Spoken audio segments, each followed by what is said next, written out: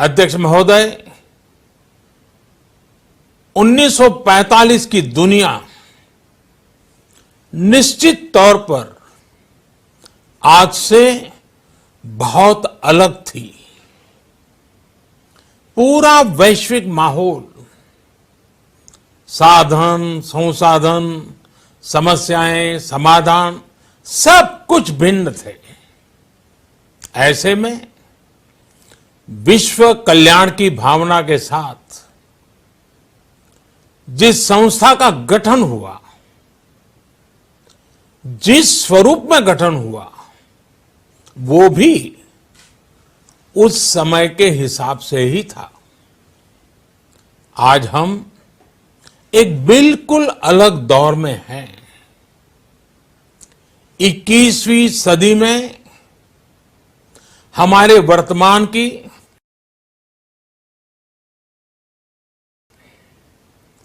हमारे भविष्य की आवश्यकताएं और चुनौतियां अब कुछ और है। इसलिए आज पूरे विश्व समुदाय के सामने एक बहुत बड़ा सवाल है कि जिस संस्था का गठन तब की परिस्थितियों में हुआ था, उसका स्वरूप क्या आज भी प्रासंगिक है? सदी बदल जाए और हम न बदलें तो बदलाव लाने की ताकत भी कमजोर हो जाती है। अगर हम बीते 75 वर्षों में संयुक्त राष्ट्र की उपलब्धियों का मूल्यांकन करें तो अनेक उपलब्धियां दिखाई देती हैं, लेकिन इसके साथ ही अनेक ऐसे उदाहरण भी हैं जो संयुक्त राष्ट्र के सामने गंभीर आत्ममंथन की आवश्यकता खड़ी करते हैं। ये बात सही है कि कहने को तो तीसरा विश्व युद्ध नहीं हुआ, लेकिन इस बात को नकार नहीं सकते कि अनेकों युद्ध हुए, अनेकों गृह युद्ध भी हुए। कितने ही आतंकी हमलों ने पूरी दुनिया को थर्रा कर रख दिया। खून की नदियां बहती रही। इन युद्धों में, इन हमलों में जो मारे गए वो हमारी आपकी तरह इंसान ही थे। वो लाखों मासूम बच्चे जिन्हें दुनिया पर छा जाना था, वो दुनिया छोड़कर चले गए। कितने ही लोगों को अपने जीवन भर की पूंजी गंवानी पड़ी, अपने सपनों का घर छोड़ना पड़ा। उस समय और आज भी संयुक्त राष्ट्र के प्रयास क्या पर्याप्त थे? पिछले 8-9 महीने से पूरा विश्व कोरोना वैश्विक महामारी से संघर्ष कर रहा है। इस वैश्विक महामारी से निपटने के प्रयासों में संयुक्त राष्ट्र कहां है? एक प्रभावशाली रिस्पांस कहां है? अध्यक्ष महोदय, संयुक्त राष्ट्र की प्रतिक्रियाओं में बदलाव, व्यवस्थाओं में बदलाव, स्वरूप में बदलाव आज समय की मांग है। संयुक्त राष्ट्र का भारत में जो सम्मान है, भारत के 130 करोड़ से ज्यादा लोगों का इस वैश्विक संस्था पर जो अटूट विश्वास है, वो आपको बहुत कम देशों में मिलेगा। लेकिन ये भी उतनी ही बड़ी सच्चाई है कि भारत के लोग संयुक्त राष्ट्र के रिफॉर्म को लेकर जो प्रोसेस चल रहा है उसके पूरा होने का बहुत लंबे समय से इंतजार कर रहे हैं। आज भारत के लोग चिंतित हैं कि क्या ये प्रोसेस कभी एक लॉजिकल एंड तक पहुंच पाएगा।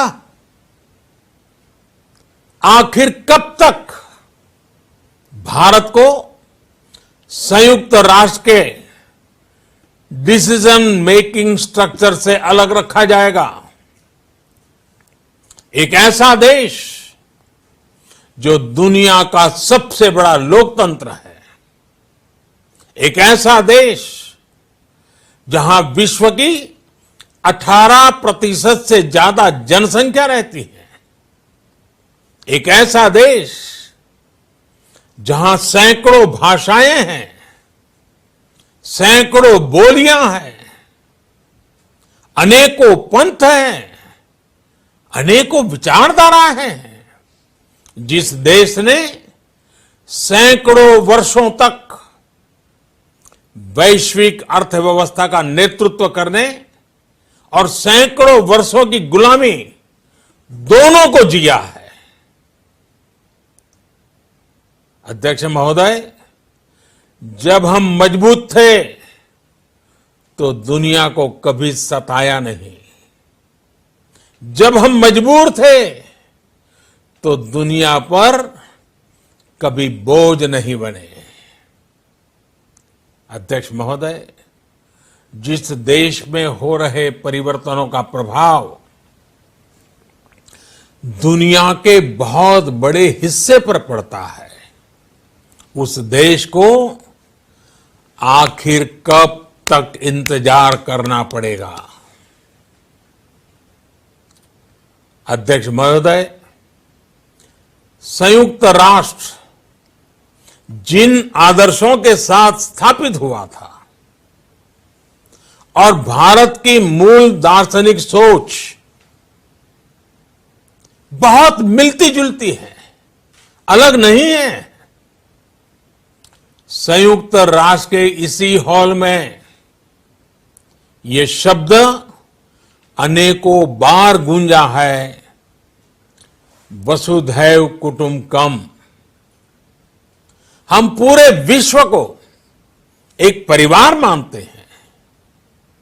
यह हमारी संस्कृति, संस्कार और सोच का हिस्सा है। संयुक्त राष्ट्र में भी भारत ने हमेशा विश्व कल्याण को ही प्राथमिकता दी है। भारत वो देश है जिसने शांति की स्थापना के लिए लगभग 50 पीस कीपिंग मिशंस में अपने जांबाज सैनिक भेजे। भारत वो देश है जिसने शांति की स्थापना में सबसे ज्यादा अपने वीर सैनिकों को खोया है। आज प्रत्येक भारतवासी संयुक्त राष्ट्र में अपने योगदान को देखते हुए संयुक्त राष्ट्र में अपनी व्यापक भूमिका भी देख रहा है। अध्यक्ष महोदय, 2 अक्टूबर को international day of non violence और 21 जून को इंटरनेशनल डे ऑफ योगा, इनकी पहल भारत ने ही की थी। Coalition for disaster resilience infrastructure और इंटरनेशनल सोलर अलायंस, ये भारत के ही प्रयास है। भारत ने हमेशा पूरी मानव जाति के हित के बारे में सोचा है, न कि अपने निहित स्वार्थों के बारे में। भारत की नीतियां हमेशा से इसी दर्शन से प्रेरित रही है। भारत की नेबरहुड फर्स्ट पॉलिसी से लेकर एक्ट ईस्ट पॉलिसी तक security and growth for all in the region, इसकी सोच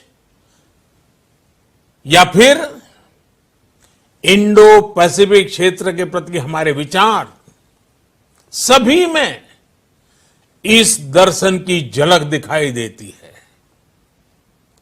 भारत की पार्टनरशिप का मार्गदर्शन भी यही सिद्धांत तय करता है। भारत जब किसी से दोस्ती का हाथ बढ़ाता है तो वो किसी तीसरे के खिलाफ नहीं होती। भारत जब विकास की साझेदारी मजबूत करता है तो उसके पीछे किसी साथी देश को मजबूर करने की सोच नहीं होती। हम अपनी विकास यात्रा से मिले अनुभव साझा करने में कभी पीछे नहीं रहते। अध्यक्ष महोदय, पैंडेमिक के इस मुश्किल समय में भी भारत की फार्मा इंडस्ट्री ने 150 से अधिक देशों को जरूरी दवाइयां भेजी हैं। विश्व के सबसे बड़े वैक्सीन उत्पादक देश के तौर पर आज मैं वैश्विक समुदाय को एक और आश्वासन देना चाहता हूं। भारत की वैक्सीन प्रोडक्शन और वैक्सीन डिलीवरी क्षमता पूरी मानवता को इस संकट से बाहर निकालने के लिए काम आएगी। हम भारत में और अपने पड़ोस में फेज 3 क्लिनिकल ट्रायल्स की तरफ बढ़ रहे हैं। वैक्सीन की डिलीवरी के लिए कोल्ड चेन और स्टोरेज जैसी क्षमता बढ़ाने में भी भारत सभी की मदद करेगा। अध्यक्ष महोदय, अगले वर्ष जनवरी से भारत सुरक्षा परिषद के अस्थायी सदस्य के तौर पर भी अपना दायित्व निभाएगा। दुनिया के अनेक देशों ने भारत पर जो विश्वास जताया है, मैं उसके लिए सभी साथी देशों का आभार प्रकट करता हूं। विश्व के सबसे बड़े लोकतंत्र होने की प्रतिष्ठा और इसके अनुभव को हम विश्व हित के लिए उपयोग करेंगे। हमारा मार्ग जन कल्याण से जग कल्याण का है।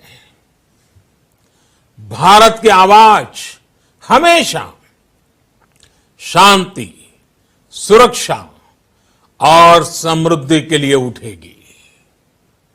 भारत की आवाज मानवता, मानव जाति और मानवीय मूल्यों के दुश्मन आतंकवाद, अवैध हथियारों की तस्करी, ड्रग्स, मनी लॉन्ड्रिंग के खिलाफ उठेगी।